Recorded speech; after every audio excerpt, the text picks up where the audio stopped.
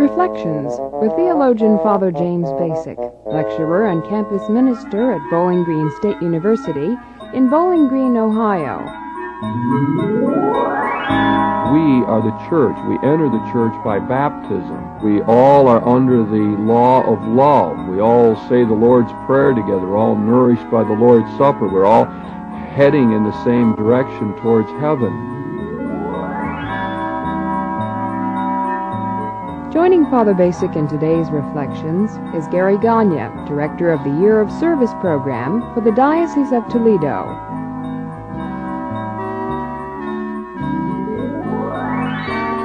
Part of our problem, of course, is that the church often gets equated with the leadership. So at the highest level you say, well, it's the Pope's church, or it's the bishop's church, or in the local congregation you say, well, let the priest do it.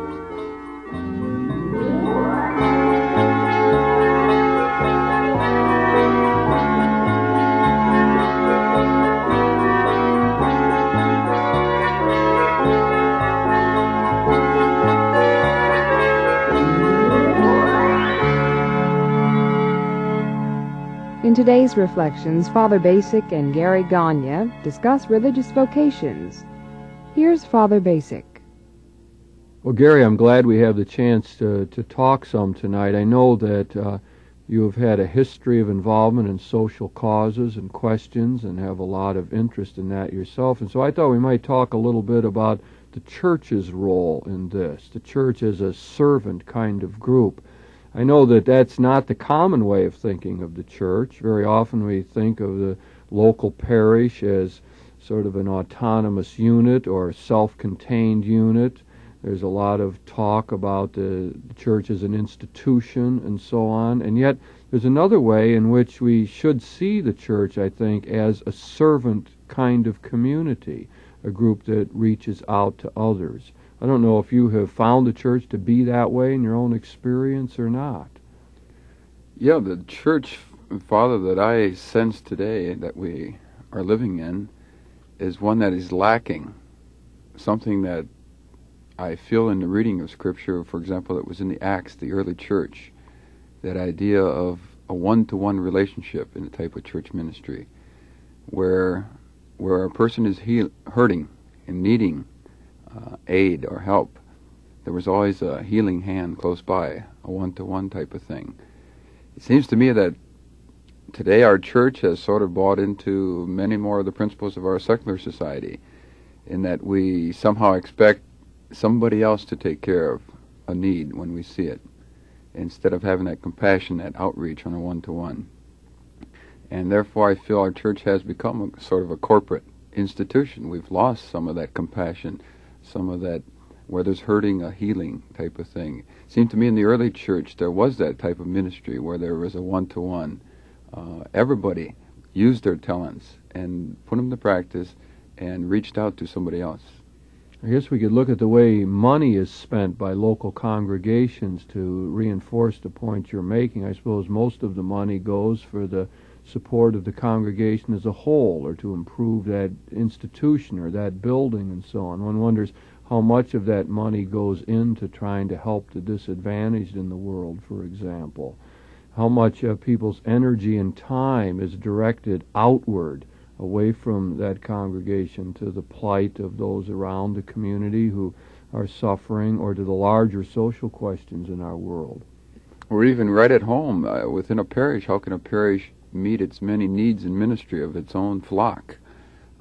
It just seems that there's very little outreach to many, many ministries. Well, you're saying even today. Within a congregation itself, so there might be people hurting in one way or another within the congregation, and that they aren't even being touched by the other members of the congregation. Yes, many of our congregations within the Catholic Church seem so large, and very few laborers to carry out these types of ministries. When we start to look at ourselves and go through parish renewal, it just seems like there's endless ministries out there, whether it's the elderly, the youth, you name it. There's a large parish, I feel, could have 40 or 50 different ministries, and we usually have just one or two full-time people.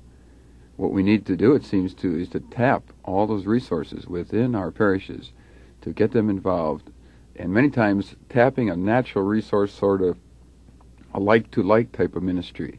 If somebody has gone through an emotional breakdown problem, has come back out of it, ideal person within a parish to reach out to the people of that sort.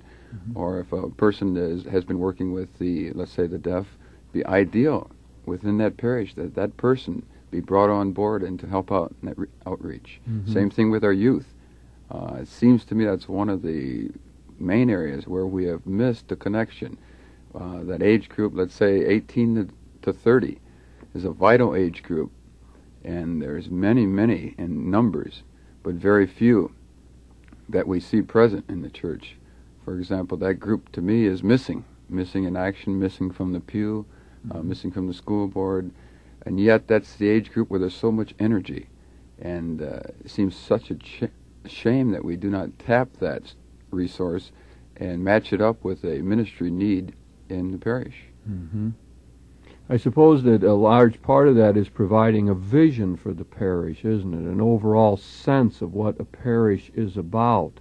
Maybe that it helps us to think of a parish as a community, as a group of people that are co-responsible for this organization, that feel that they are equally members of it. I think there's a lot of modern theology that could really help us in this viewpoint, so that if we could make people feel as though it's their church, that we are the church, we, all the members, make up this community, that it is not just simply set aside for the leaders.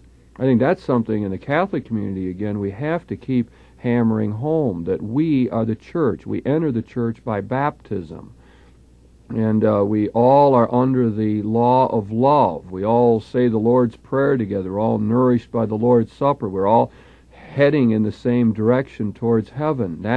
It seems to be all common things that we have. And if we could get across that sense, we would be better off. Part of our problem, of course, is that the church often gets equated with the leadership. So at the highest level, you say, well, it's the Pope's church, or it's the bishop's church, or in the local congregation, you say, well, let the priest do it. That's his job. Let him teach the other people, or reach out to the divorced people, and so on. I guess what you're saying is that we really are impoverished by that approach, because if you just leave it in the hands of the few who are known as the leaders, then other people's talents aren't tapped, and really people are not being helped in the best way. So divorced people in the parish might be well ministered to by other people who have gone through that. Correct. In one way or another, so that they would have an original empathy for the people and would know what the problems are. This idea of let the priests do it, or let the pastor, the ministers do it, certainly does not work well. It hasn't worked well in the past. And we've been talking out of our experience in the Catholic community, but I imagine our Protestant friends could find the same sort of thing, that their corporate leadership or their ministers or pastors are expected to do all of these things, and that maybe at other times the people are sitting back and being more passive and dependent than we would like to see them. Yes, Father Bacik, I think you hit the nail on the head when you talked about the idea of getting people involved. And I speak from a background of having gone through some of that experience of volunteerism. I really think why people volunteer today, and it can be checked out statistically, is that first they're looking for participation. They're looking to be in on decision making. They're looking to be in on planning. It's not necessarily that they're after a motivation of just doing good for somebody, just helping out. There are some personal goals that they're after. It's that feeling that we missed, that I mentioned earlier in the early church. When you have a one-to-one relationship, you feel you're getting something out of it. You're giving and you're receiving. There's a learning process going on. When we get into a corporate structure, we give let's say we either tithe, or if it's a government, we give our taxes. We give it to a third impersonal corporate body, and we say, hey, take care of the problems for us. We expect it of the police, the fire department. I think we do this within the church. We expect the pastor, the deacon, or somebody else to take care of the problem for us. We lose that participation of being in on decision-making, being in on the planning. What's been proven, let's say, on fundraising, there's no doubt about it. You can raise more funds if you get people involved in the fundraising themselves. They themselves get involved and give more. Mm-hmm. It's that type of thing. I think we'll get that out of our people within our congregations too when we start to. It's a challenge, but if we let them in on decision making too, not making the decisions, but in on. I see a distinction. I guess a person feels more important then, feels part of the process, and is willing to end up giving more to the whole thing. Right. I think that's probably one way of looking at this business of co-responsibility. So you're saying that we ought to be ready to appeal to that kind of motivation as well, as altruistic motivation, say reach out and help others, which is certainly part of the gospel, but that there, in a sense, virtue is its own reward, that by doing that one will feel more part of the community and will be enriched in many ways. I really think that many people are looking for this sense of community today, of belonging, of having face-to-face relationships, of having a setting in which one feels supported and challenged. I meet a lot of people like that, but on the other hand, there's a lot of obstacles to it. There's our American individualism. There's the worry that we will get so involved we won't have any time for ourselves. Let's face it, people are busy. They got other things to do. They have their family responsibilities, maybe civic responsibilities, and so on. The question of getting more involved in the church can simply be a matter of a time question. And where are my priorities? I think there is a genuine fear, maybe a realistic fear, that one could get swallowed up in that one wouldn't have any time for oneself, for one's own personal development, spiritual reading, spiritual growth, tending to one's family, and so on.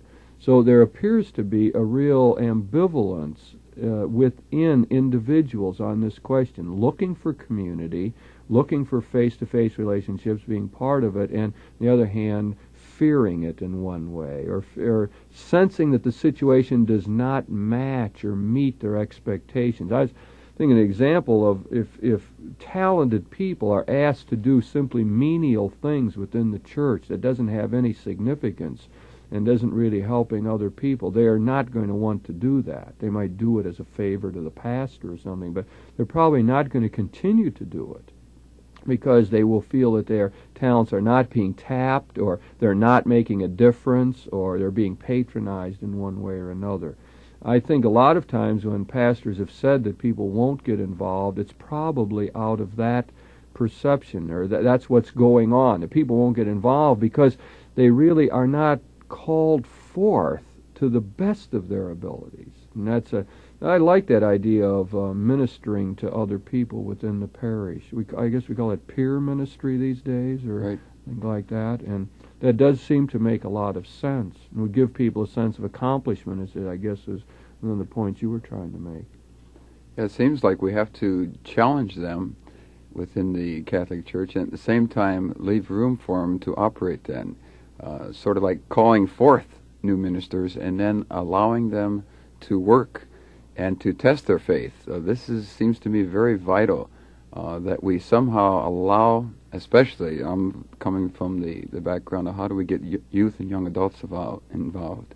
And it seems to me there that we have to first recognize them, allow them a vehicle, a channel into the church, at the same time let them test themselves as they're testing their own faith. And many times we have given a 12-year education, parochial school education, let's say, to a young person, and then we kind of say, you're on your own, go wing it, good luck. And then we welcome them back in the church later. But what do we do in between when they're testing their career, their vocation, testing many of the things that they've been taught, but maybe they haven't caught yet? And so maybe they have to go out there and be active, and it's beautiful if this can be done within the church. It reminds me of the program that we're now into. It's called the Year of Service. This is a new attempt within the Toledo Diocese. It's something brand new within the church. In the Midwest, it's almost unheard of. That is challenging young adults between the ages of 18 to 30 to give a year of service back to the Catholic Church, tapping their ministry wherever they're at, in the nursing field, in the campus work, Spanish speaking, inner city, and tapping that and matching it up with a need in our diocese at the parish level, at an institution level. And I think if we start to do that, we can reverse part of the trend of that age group not participating by having people out there as role models. I think others will start to say, hey, I do have a chance, I can be recognized, and I can test myself within the church. Part of that is creating a new climate in the church, isn't it? An expectation that that's a good thing to do, or the sense that others are doing it or having live models. I mean, other denominations in the United States require that or call it forth in their young people. Yes, I think the Mormons and the Mennonites are prime examples. Good examples of people who are really dedicated to give a large part of their time, total dedication for a period of time. What's so beautiful in their case, Father, is that they actually have a steps towards a service of education.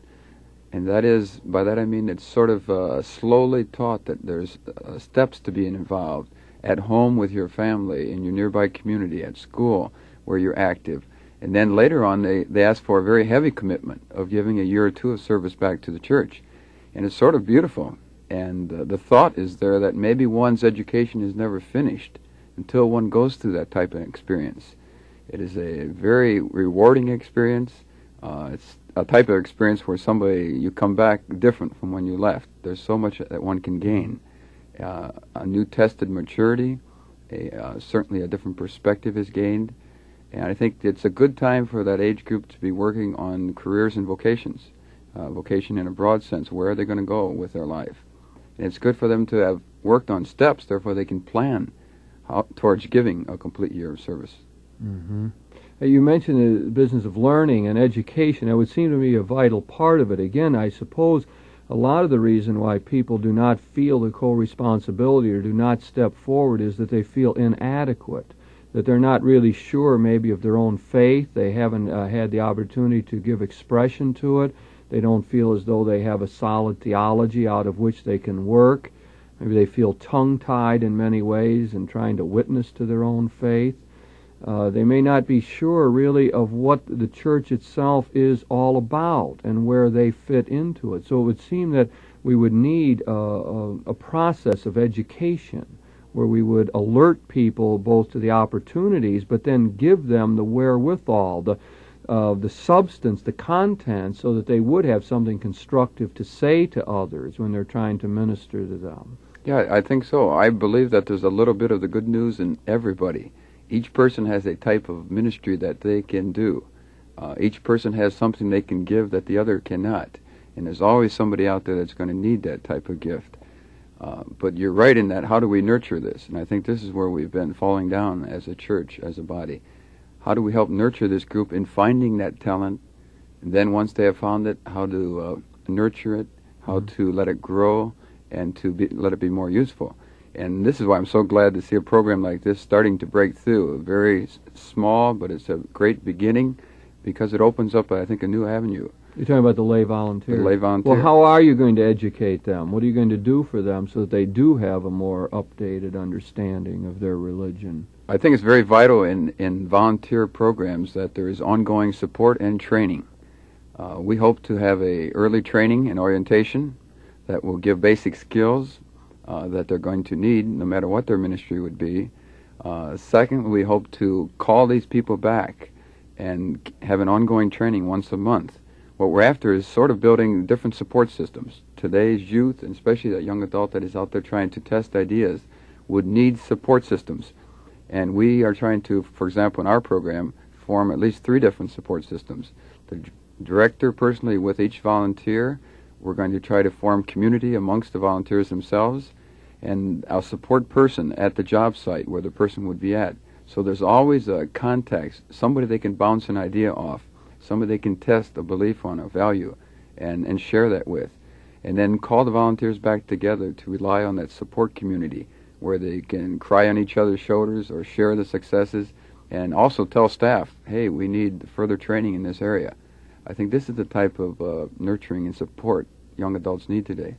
You know, Gary, I think a vital part of all this is our very understanding of what the church is. I think that has often been in the way. There's still the tendency to identify the church with the leadership and not to see it as a community. There's a lot of work in theology these days about various models of the church, trying to see the church, which is always a mystery, which always is bigger than any of our categories for analyzing it, to see it from different perspectives So we will talk today about the church as an institution, which is so common to us, a structured sort of pyramidal kind of model. We talk about the church as a community, a group of people sharing common ideals of dedication to the Lord Jesus and trying to live out the law of love. When we talk about the church as a sacrament, the church as the sign of God's working in the world. We talk about the church as a herald, a place where the gospel is preached and where the sacraments are celebrated. And we also talk about the church as the servant, the pro-existent group, the group that exists for the others. And I really think we're going to have to get that idea across. I mean, you can have all the techniques you want in your program, and you can, give all the skills and communication and so on, but unless there's a fundamental understanding of the church as the servant group, I don't think we're going to break out of our isolationism. So that, what I would suggest is that this model is really vitally important when we look at the world around us, when we see the disadvantaged people, the suffering, the dehumanization that goes on, the hurting, the wounded character of our society, when through the media we become far more aware of the massive injustices in our world and the people who are starving and the threat of wars and so on. Then we begin to sense the need for this church, this community, to be a servant group, so that we begin to think of the church, therefore, as a group designed to help humanize the world, almost a countercultural group that stands in opposition to the dominant values of the society and is ready to critique wherever we see the destructive and demonic tendencies in this society. So we would begin to think of the church as the sign in our world of what God wants to happen, a group of people willing to work with all the other people of goodwill in the world, trying to create a more harmonious and peaceful society. A lot of work in theology in the last decade or so wants to insist to us that the world is really God's home, that God has come to save the world, that the world, in a sense, is God's house, not the church, that the church is a servant living in that house. The church's job is to remind people of who God is and to work for the liberation of human beings who are oppressed in any particular way. That is a reversal of our understanding, you see, because very often it is the sense that the church is the center of God's activities, that you get saved by getting into the church. It's almost an inbred kind of grouping that doesn't much care about the people outside. The only thing you can do with people outside is convert them or somehow bring them from that sinful world into the church. This is a whole reversal of thinking to say that, no, the church is the servant group which must try to humanize the world. You see the difference that's going to make, and I think that if the young people begin to see that, then we would really, truly broaden our horizons. Now, I mean, I know that you have worked in the Peace Corps in the past and so on and have looked outward like that. I think that then the issues become even broader. I mean, I like your emphasis on within a congregation and people ministering to one another who have needs, and we need to do that. We're far from reaching that perspective even, or that development. But it is really even a larger question than that, because that congregation can't be just turned in on itself and rubbing each other's back and making each other feel good. We have a larger mission that encounters the institutional injustice in our world, the social sin that's part of this universe of ours. Somehow we have to be involved in bettering all of that. Yeah, we envision many of our volunteers to first have their roots, though, within the parish, within the faith, within the church, serving their immediate flock, but then reaching out into the larger community, and then getting many of the other parishioners involved. It's one of the reasons we're going to try to have our volunteers living within the parish, living within the parishioners. The idea of trying to be, when they go out and reach out into a social concern, a social problem, that they actually come back then and get involved the rest of the parish. We're going to be trying to challenge some of our volunteers with the idea of working themselves out of a job. That meaning that, hey, they're going to start a new program. They might reach out and start a youth ministry program, but they have to find local key people within that parish, within that community. Get them involved so they can work themselves back out of the way. Get the local people involved in many of this, because too often I've seen volunteer programs that they'll last only as long as the volunteer is there. And so we want to work at that. But you're right, the roots comes from I think internally from the church reaching out into a much larger community. And we want the people out there as role models, living out the Christian values that they believe in. Because as the one banner says, that if you were arrested today for being a Christian, could they really pin the goods on you? Would you be released, or would you really be held? Right. And I think many of us could get off pretty easy on that. Mm-hmm. A telling kind of statement, yes. I think that very often we're in danger of somehow worshiping this church that we belong to and forgetting that we have a job to serve other people. We can't identify the church with the kingdom at all. God's kingdom is wider than the church. The kingdom exists wherever God is spreading His peace and justice, His shalom, His righteousness for our world. And we have to be ready to further that process. Now, that is a larger vision, and some people would say that moves off into abstractions, but I think unless we keep that in front of us, we are going to get narrowed in some way or another and simply turn in on ourselves. The whole world is really God's house. And there's a saying that Christian people really are not in an advantageous position, that to be elected as a Christian, to be a member of the church, is not for advantage, but for service. That's the only reason that calling exists, not to feel good about ourselves or to think we got a head start on heaven somehow, but for service, in order to reach out to others in some way or another, to spread the kingdom of God in our world. We're going to have to realize that we have to work with other people in the world, of people of goodwill, in many different ways to try to humanize this society, to liberate people, to free the captives as the Lord wanted to do.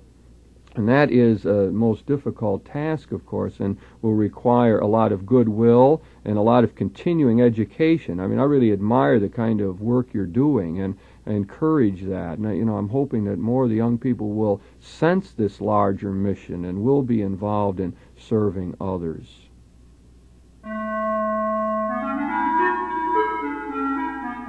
You've been listening to Reflections with your host, theologian Father James Bacik, lecturer and campus minister at Bowling Green State University in Bowling Green, Ohio.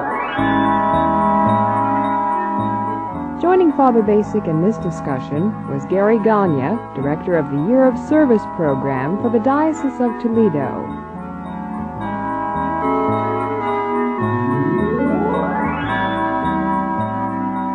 The topic of this week's Reflections was religious vocations.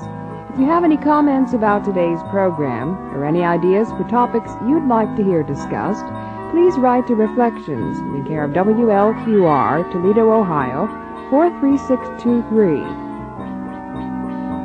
Produced in the studios of WLQR, Reflections is directed by Mark Ferguson. Executive producer is Mary Beth Kirchner.